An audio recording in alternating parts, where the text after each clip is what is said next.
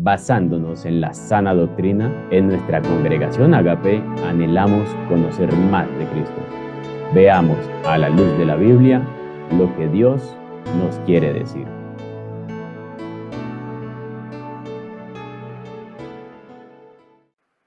Bueno, muy buenas noches para todos, queridos hermanos que están aquí presentes. Dios les bendiga. Me da un placer, un deleite verlos aquí reunidos como hermanos.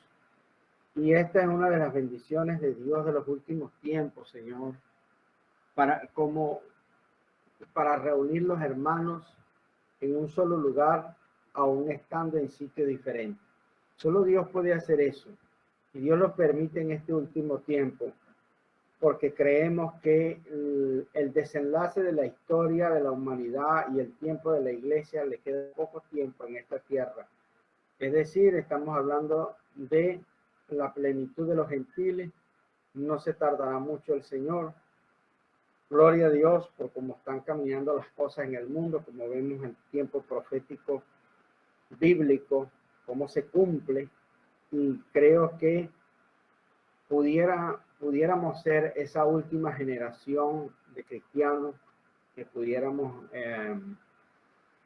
ver el arrebatamiento de la iglesia.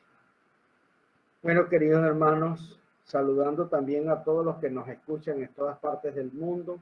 Un saludo del pastor Gregson Zambrano desde la ciudad de Guanare, capital del estado portuguesa, Venezuela. Estamos estudiando la carta a los romanos y estamos en el capítulo 6, gloria al Señor.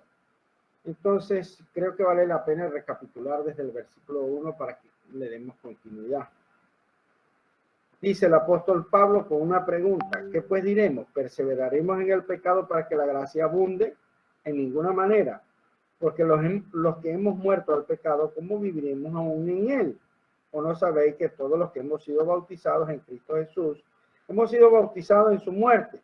Porque somos sepultados juntamente con él para muerte por el bautismo, a fin de que, como Cristo resucitó de los muertos por la gloria del Padre, así también nosotros andemos en vida nueva.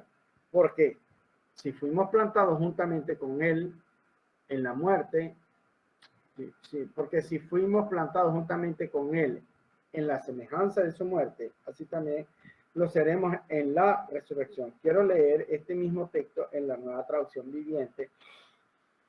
Gloria al Señor. Y lo vamos a estar leyendo en Nueva Traducción Viviente. Dice así: ahora bien, deberíamos seguir pecando para que Dios nos muestre más y más su gracia maravillosa. Bueno, es evidente que Pablo confronta con una pregunta, como adelantándose a cualquiera que pudiera llegar a pensar o a llegar a concluir malentendiendo la gracia del Señor, diciendo: ok, ya entiendo.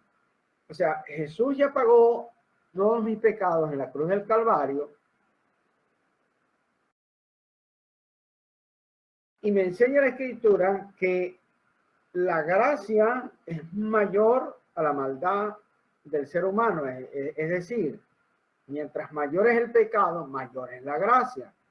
Ok, ya entiendo. Entonces, si yo peco más, la gracia se hará mayor, será más grande, porque escrito está que mientras más mayor es la maldad, entonces mayor es la gracia. Ya entendí. Entonces, Pablo corrige eso, obviamente inspirado por el Espíritu Santo, para aquellas personas que llegan a concluir, porque déjenme decirle, por ejemplo, que en Venezuela estuvo una secta hasta no hace mucho que estaba tomando mucho auge, y se paralizó el auge de esa secta porque se murió su líder, que se llamaba en vida José Luis de Jesús Miranda, que era un puertorriqueño, y que él mismo afirmaba ser Cristo, Jesucristo hombre. O sea que en él se había dado la segunda venida de Jesús, y obviamente era un charlatán diciendo cualquier cosa incoherente bíblicamente, teológicamente, no tenían asidero bíblico, pero arrebatadamente tenía sus seguidores en el mundo. Y él, una de las cosas que decía el pecado no existe porque ya Cristo lo pagó en la cruz. Hermano, y está usando una verdad bíblica, pero para distorsionarla. Escuchen bien. Él decía, el pecado no existe porque ya Cristo pagó por nuestros pecados, y a alguien eso le puede parecer razonable. Porque donde abundó el pecado, abundó la gracia, y mucha gente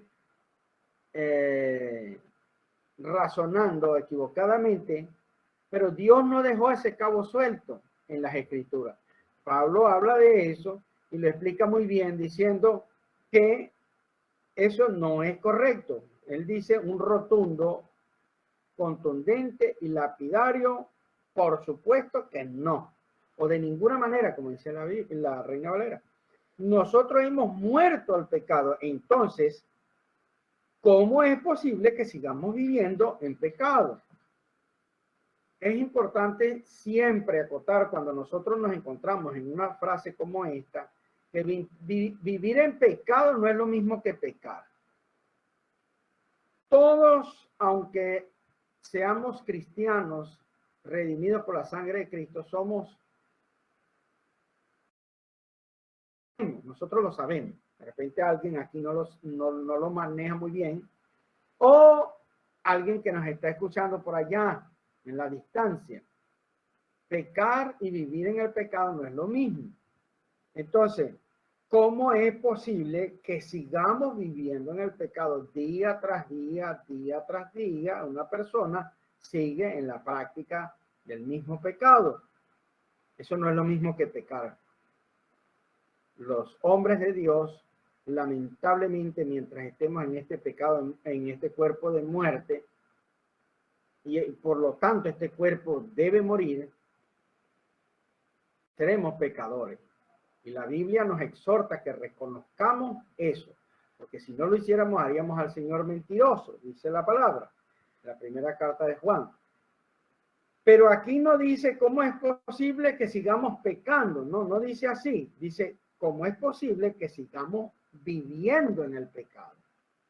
Entonces, querido hermano, hay una palabra del Espíritu Santo que exhorta a la iglesia que es imposible que una persona que sea redimido por la sangre de Cristo no le duela vivir en el pecado día tras día, día tras día. Es decir, el mismo Espíritu Santo va a entristecer tanto a esa persona, lo va a entristecer de una manera en que esa persona se va a afligir tanto que tiene que reconocer que ese pecado le roba la bendición, le roba la paz, le roba la comunión con Dios y obviamente le daña el testimonio. Entonces, Pablo hace esa pregunta, ¿cómo es posible? Si es que eso fuera posible, ¿cómo es posible que sigamos viviendo en pecado? ¿O acaso olvidaron que cuando fuimos unidos, o sea, por obra del Espíritu Santo, que eso lo hace solo el Espíritu de Dios, cuando fuimos unidos a Cristo Jesús en el bautismo, o sea, fuimos sumergidos con Él, nos unimos a Él en su muerte? Esto es un misterio que no podrá comprender la gente del mundo hasta que no tenga el Espíritu Santo y que comprenda por medio del Espíritu de Dios estas cosas. Nosotros somos unidos en la muerte de Jesús. ¿Y cómo, por qué y para qué? Sobre todo, porque en la muerte de Cristo nosotros somos perdonados. La misma carta a los Romanos plantea en el capítulo 3, porque la paga del pecado es la muerte. Es decir, hay una sentencia santa, justa, de parte de Dios, que todo pecador debe morir. Ahora, Jesucristo, dice la Biblia, y esto es lo que muy poca gente sabe, la Biblia dice que Jesucristo murió como un pecador. No dice como si hubiese pecado, pero sí habla de que en Jesucristo fueron cargados todos nuestros pecados. Y entonces Jesucristo asume toda la responsabilidad, toda la culpa de nuestros pecados, absolutamente toda culpabilidad la asumió Jesucristo. Entonces, para que en su muerte, o sea, vamos a ver si nos detenemos un poquito aquí. Jesucristo es sentenciado a muerte. Hay un autor intelectual, los judíos dicen hay que matarlo. Hay un autor material, que son los romanos, que ejecutan la muerte de Jesús. Pero los responsables de la muerte de Jesucristo hemos sido nosotros, porque justamente ese juicio se está haciendo sobre la persona de Jesucristo, porque o sea, en Jesucristo no había nada que juzgar, porque Él es santo. Lo dice primera carta de Pedro en el versículo 18, si no me equivoco, que dice que Él es sin mancha y sin pecado, Jesucristo. Entonces no había nada que juzgar en Él, en el sentido de que si Él es sin mancha y sin pecado, entonces ¿por qué está siendo juzgado? Bueno, porque sobre Él se cargaron nuestras culpas y Él está haciendo el papel de el culpable. Si nosotros llegamos a Cristo, gloria al Señor, entonces nosotros en la muerte de Cristo pasamos por ese juicio ejecutado en la persona de Jesús. Es decir, hemos sido muertos como culpables en el cuerpo de Cristo. Hemos sido juzgados ya. ¿A usted no le parece eso una buena noticia del Evangelio? O sea, ya va. ¿Me llevé la pela sin llevarme la pela? Sí, eso es. Exactamente. O sea, el sufrimiento literal en la carne de Jesús, el desgajamiento de la carne de Jesús, la exposición de costillas hasta de vísceras de nuestro Señor Jesucristo por el martirio, por la tortura, era para mí, pero ya yo la pagué en el cuerpo de Cristo. Wow, eso sí es tremendo. Entonces, ¿o acaso olvidaron que cuando fuimos unidos a Cristo en el bautismo, nos unimos a Él en su muerte? Porque hay un propósito de que Jesús como hombre, no como divino que es, sino como hombre, muera. Porque esa muerte es la que nos declara a nosotros libres de toda culpa.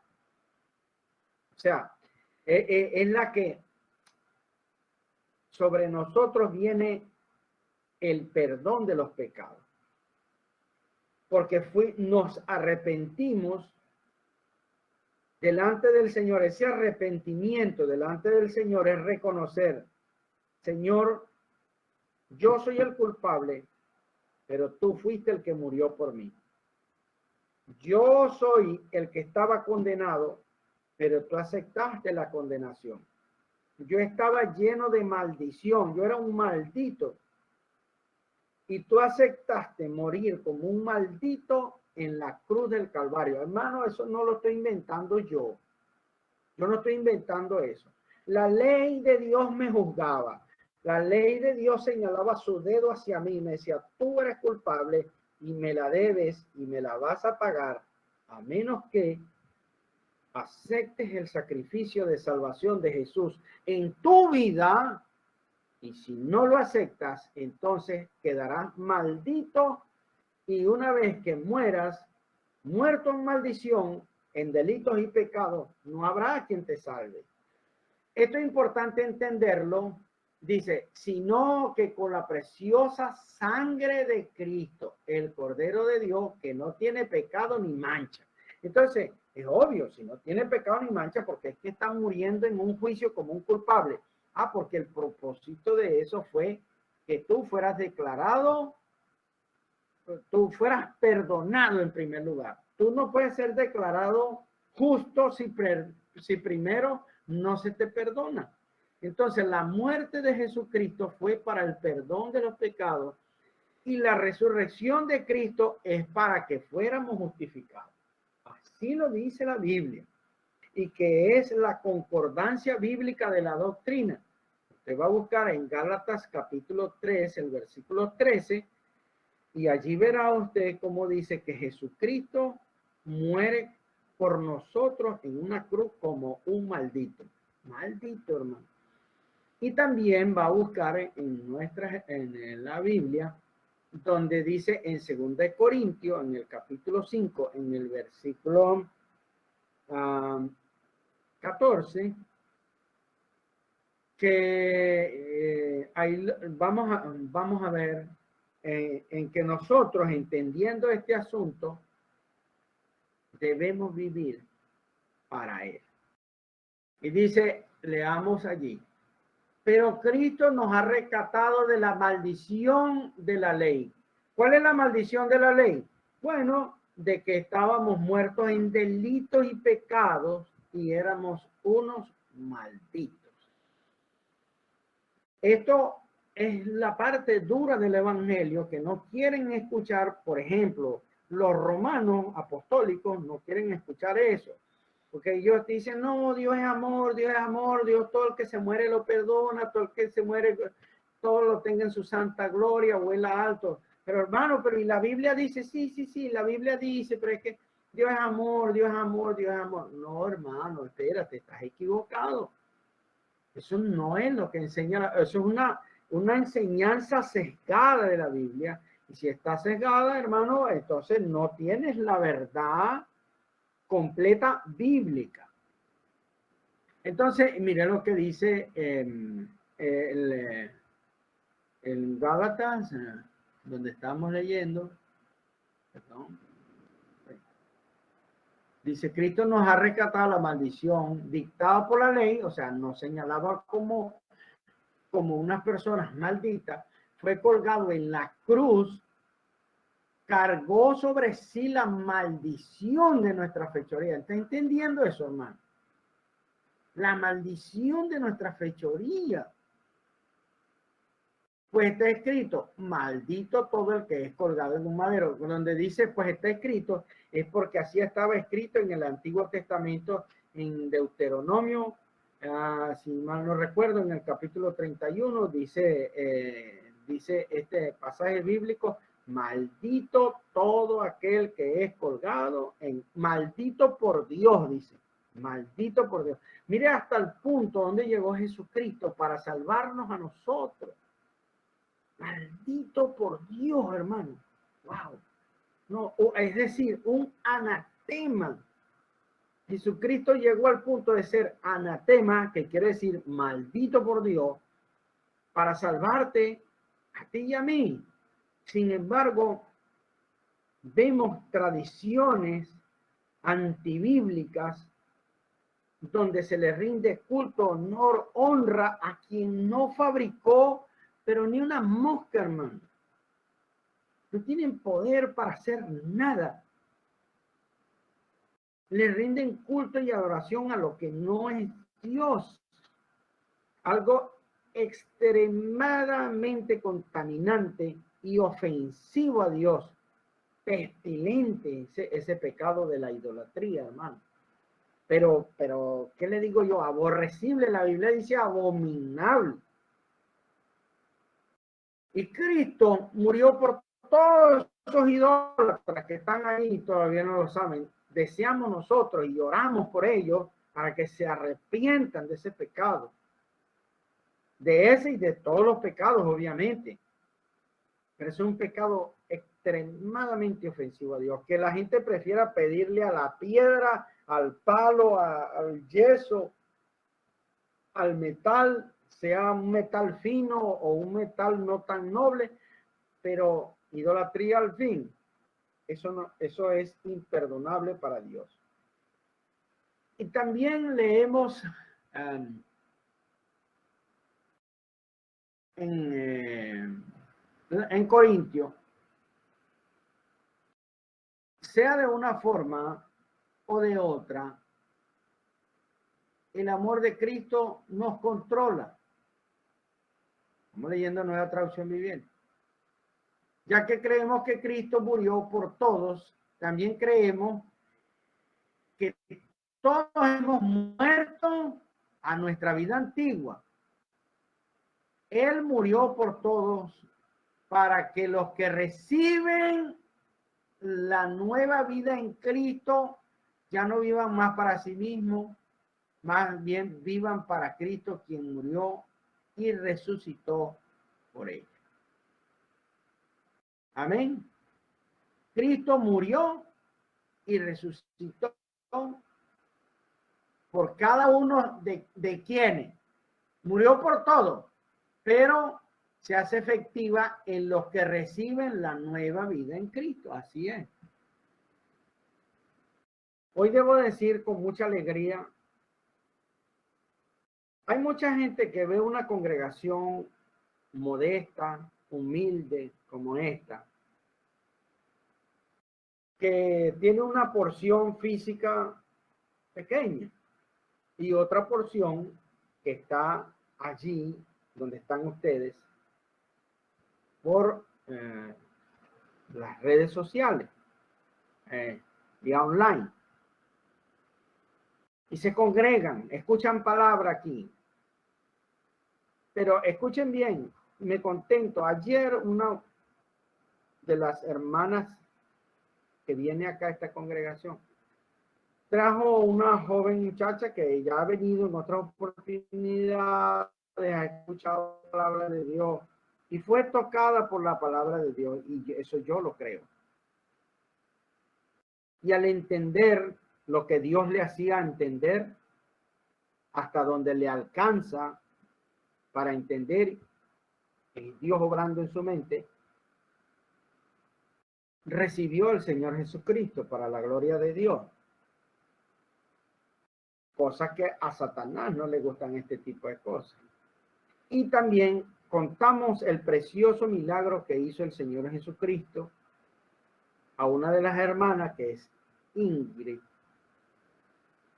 cuya madre pues padecía de un cáncer mortífero de uno de sus senos. Iban a extirparle uno de los senos, había que removerlo. Nos pusimos en oración, orando por la mamá, por la sanidad de la mamá de esta hermana, que por cierto no conoce a Cristo. Y en la operación la abrieron y lo único que consiguieron fueron un par de quistes, pero todo cáncer había desaparecido absolutamente, completamente. Entonces, porque la gente sigue creyendo que el que está obrando es un hombre, y el que está obrando es el Espíritu Santo, que está aquí en este lugar con nosotros, en medio de su tabernáculo, que es esta pequeña iglesia, gloria a Dios. Y entonces se glorificó en esa manera. La señora sí le quitaron unos quistes, pero todo cáncer, no había vestigio, pero ni de un poquito de cáncer, gloria a Dios. Y eso es lo que hace el Espíritu Santo. Vamos a leer también este versículo que está: y por esto también gemimos, deseando ser revestidos de aquella nuestra habitación celestial. Aquella habitación celestial es nuestro cuerpo de gloria, para que sepan. Porque el amor de Cristo nos constriñe pensando esto, que si uno murió por todos, luego todos murieron, y por todos murió, para que los que viven ya no vivan para sí, sino para aquel que murió y resucitó por ellos, que es Jesús. ¿Quién más dice la Biblia que murió y resucitó por nosotros? No fue más nadie, hermano. Pero vean ustedes la ignorancia en la que está sumergida, en qué tiniebla, en qué oscuridad. Y mira, y todo esto se mueve es en el área intelectual. Lo único que puede iluminar la mente del hombre que permanece en oscuridad. ¿Ustedes creen que los miles de personas que, por ejemplo, hoy en Venezuela, unos en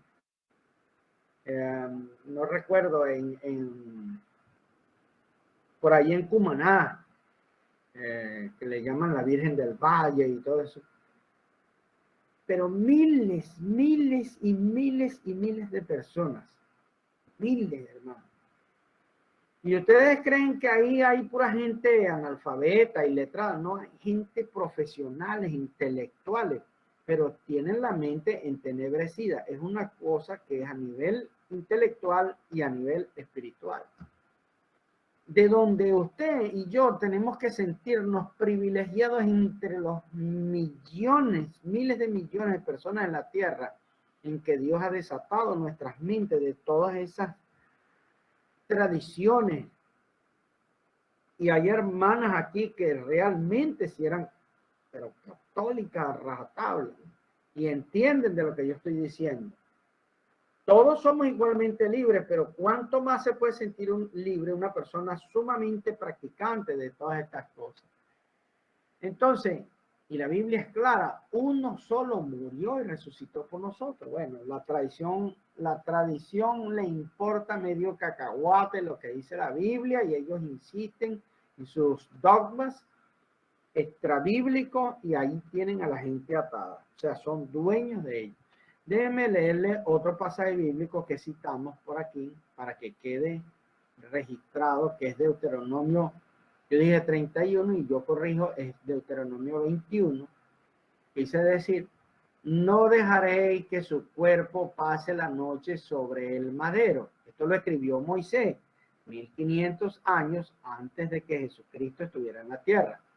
Dice, no dejaréis que su cuerpo pase la noche sobre el madero, sin falta lo enterrarás el mismo día, porque maldito por Dios, dice, maldito por Dios es el colgado, y no contaminarás tu tierra que Jehová tu Dios te da por heredad. Deuteronomio 21, 23. Entonces, Jesucristo fue colgado, hermano. Fue levantado de la tierra, dice él mismo. En Juan 12, 32, hablando de su propia muerte, dice que cuando él fuera levantado de la tierra, es decir, crucificado.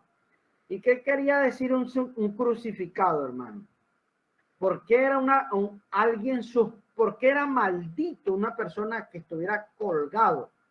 Porque era una persona indigna ni de pisar la tierra ni de entrar al cielo. Era una persona como suspendida en el aire, era un maldito. Por eso los crucificaban. O sea, la muerte por crucifixión era una humillación de extremada vergüenza, hermano. Pero de extremada vergüenza, que solamente se le infligía solamente a los delincuentes peligrosísimos, delincuentes que son una escoria social. Y Jesucristo, su amor por nosotros, llegó al punto de una vergüenza extrema, hermano. Y esto es bueno saberlo porque esto es lo que hace que nosotros amemos con raíces profundas a Jesucristo. Por eso nos duele, hermano, a mí por lo menos me duele intensamente ver la gente, así no la conozca, ver la gente sumergida en la idolatría. Y más a nuestra familia, sumergidos en unas tinieblas espesas, hermano. Espesas esas tinieblas. Sumergidos allí. Y Jesucristo amándolos todavía, dándoles la oportunidad de que se arrepientan. Gloria sea al Señor. Usted sabe lo que es decidir Jesús voluntariamente ser maldito por Dios y colgado en la vergüenza de un madero santo. Mira, no todavía no entendemos cuán grande, qué tan profundo es el amor de Dios. El amor de Jesucristo hacia nosotros, el amor del Padre hacia nosotros, el amor del Espíritu Santo hacia nosotros, de que siendo un enemigo nos ame de una manera tan extraordinaria, hermano. para limpiarnos, para hacernos justos, para declararnos santos delante de los ojos de Dios y de los ángeles, esperando una redención gloriosa, con un cuerpo de gloria, como lo dice allí, un cuerpo, una casa celestial. Dios mío. ¿Cómo no obedecer a Dios? ¿Cómo no amarlo a Él? ¿Cómo no sujetarse solamente a Él? ¿Cómo no reconocerlo a Él? ¿Cómo no decirle a la gente? Está equivocado, hermano. Usted no conoce las escrituras. Tiene que leerla, tiene que estudiarla. Lo invito humildemente. Pero dése la oportunidad a usted con Dios. No es darle la oportunidad a Dios. Dios no necesita oportunidades de nadie. Somos nosotros los que necesitamos esa oportunidad con Él. Para que hablemos correctamente y decirle, hermano, dése la oportunidad con Cristo. Reconózcalo. Aleluya. Entonces, el Señor nos enseñó que Él con su muerte, que fue levantado, hermano, erigido en una cruz, pero estaban levantando al que dijo, yo soy la luz del mundo, hermano. Y el hombre fue tan atrevido y tan soberbio, tan orgulloso, tan arrogante y prepotente la humanidad, hermano. Porque en la cruz del Calvario, hermano, estaban las autoridades del mundo. En ese momento lo representaba Roma. Estaban las autoridades religiosas que las representaban el pueblo judío. Y estaba el resto de los gentiles que estaban allí. Y Jesucristo estaba allí como la luz del mundo alumbrando, porque ustedes saben que una luz se pone allá en lo alto, dice la Biblia, para que alumbre. Y hermanos, si el hombre tuviera poder para matar a Dios, no solamente en su carne, sino en su divinidad, lo mataría también. Pero Dios le permitió a la humanidad que se dieran cuenta de lo ciegos y de lo ignorantes que son o somos, porque alguna vez fuimos ciegos y sordos también, que fuimos capaces de poner al Santo de Israel ahí, hermano, por nuestros pecados. El Santo de Israel llegó a ser un anatema de Dios. Gloria a Dios y gloria a su santo nombre, hermano. ¿Cómo no vamos nosotros a servirle al Señor Jesucristo? ¿Cómo no vamos a declarar sus bondades y su amor? ¿Cómo no vamos a decirle a nuestros seres queridos que es Él y solo Él el que merece la gloria y la honra, hermano? Y la luz de este mundo se apagó ahí en esa cruz. Se fue disminuyendo, se fue disminuyendo, se fue disminuyendo hasta que dio su último aliento y la luz del mundo se apagó, hermano. Y dice la Biblia que vinieron tinieblas sobre la tierra y todo se oscureció. Santo es el Señor. Y hubo un terremoto que partió las piedras y partió el templo hipócrita de los israelitas. Gloria al Señor. El Santo de Israel, muerto en una cruz por nuestros pecados, amados hermanos. Eso lo explica el apóstol Pablo. Oh, santo es mi Rey. Y quiera Dios que esta luz alumbre allá en lo más profundo del corazón de todos aquellos que están escuchando y que sean estremecidos y conmovidos con un evangelio eterno que proviene del corazón de Dios y no de la pluma de los hombres. Los hombres solamente fueron instrumentos como Pedro, como Pablo, como Juan, como los profetas, para escribir la voluntad eterna de Dios. Y esa es la que sigue sacudiendo los corazones de aquellos que han sido predestinados para salvación. Gloria sea al Señor. Y tú eres uno de esos. Tú que estás escuchando allá donde quiera que me escucha. Dios en sus propósitos eternos ha hecho escuchar este mensaje en tu corazón que te estremece y que te dobla la rodilla y que sabe que sabe que solo Dios puede transmitir un mensaje con poder para hacerte reconocer que Jesús es el único que merece toda gloria y toda honra. Gloria al Señor Jesús.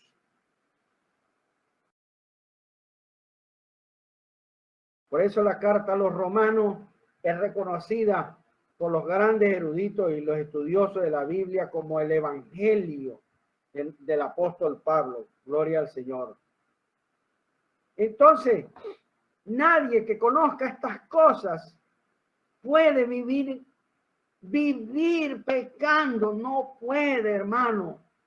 Vivir en adulterio, vivir en fornicación, vivir en homosexualidad, vivir en brujería, vivir tracaleando a la gente, vivir odiando recalcitrantemente. No puede, hermano, porque eso no, el Espíritu de Dios no lo tolera.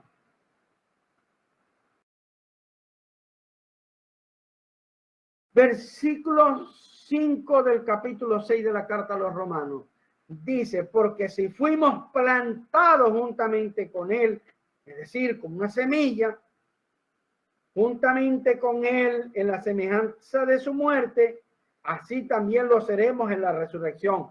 Garantía y promesa, palabra de Dios es esta, que así como fuimos plantados como una semilla que muere, y ahí sí voy a buscar, pidiéndole también a nuestra hermana que me asiste en estas cosas, en primera carta a los Corintios, en el capítulo 15,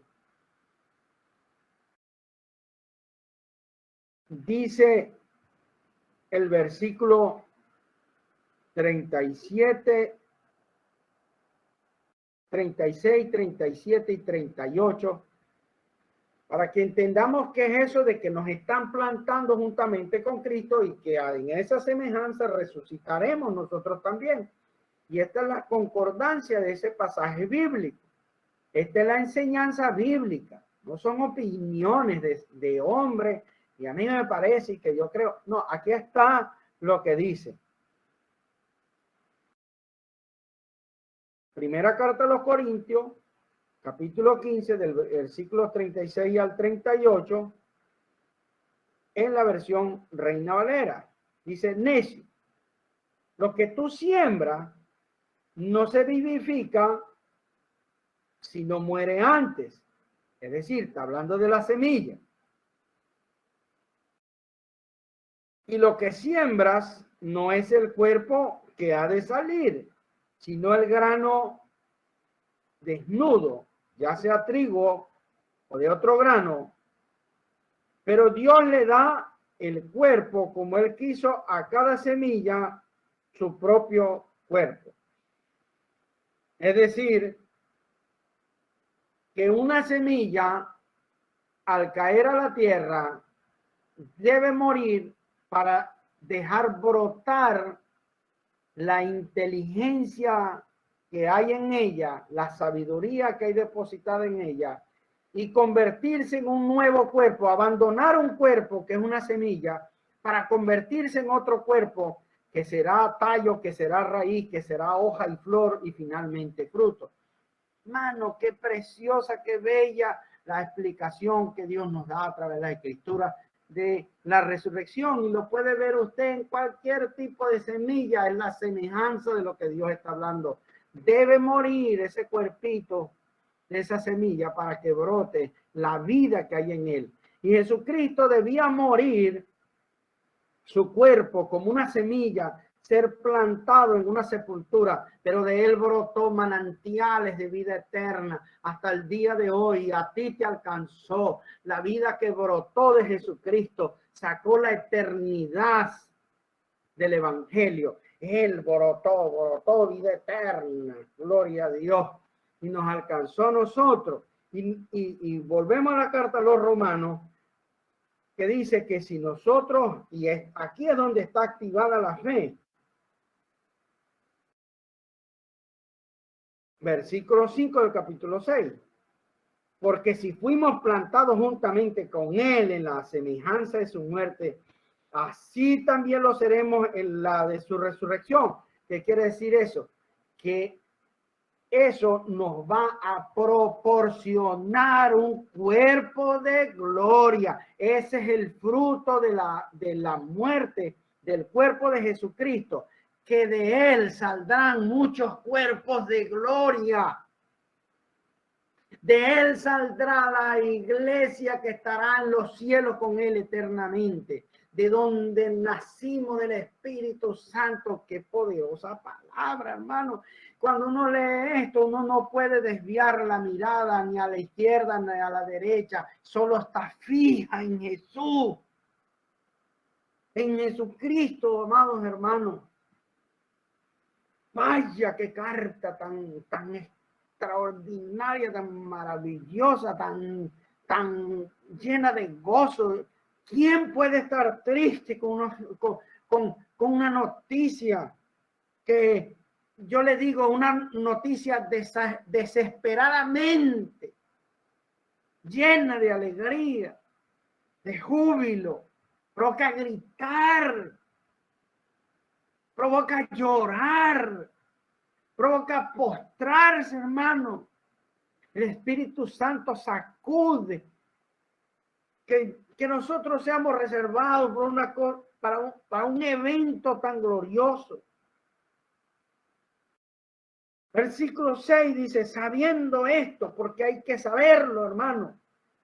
Obviamente no lo pueden saber los que andan detrás de los muñecos muertos, pero los que hemos conocido un Cristo vivo, un Cristo santo, dice, sabiendo esto, que nuestro viejo hombre fue crucificado juntamente con él, para que el cuerpo del pecado sea destruido, a fin de que no sirvamos más al pecado.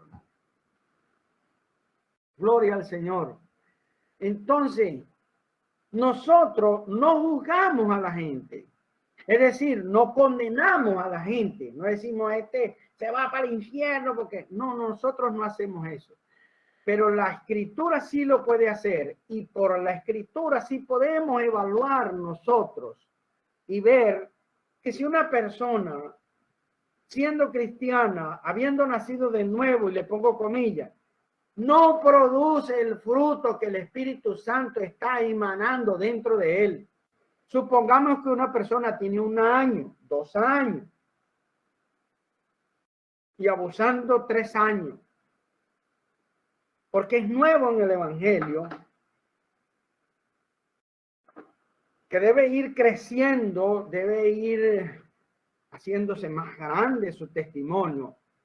Pero pasan 5 años, 7 años, hasta 1 década, y los que lo conocen dan testimonio, mundanos y cristianos, de que sigue siendo la misma persona, y a veces hasta peorcito, a veces hasta peores, hermano. Entonces uno empieza ahí como a mirar, o sea, fulano no me cuadra con las Escrituras, no engrana con el testimonio de un cristiano. Y ahí no lo estamos jugando nosotros, sino que la Biblia, que nosotros la conocemos, que la predicamos y procuramos practicarla, nos damos cuenta que X o Y persona no es cristiano.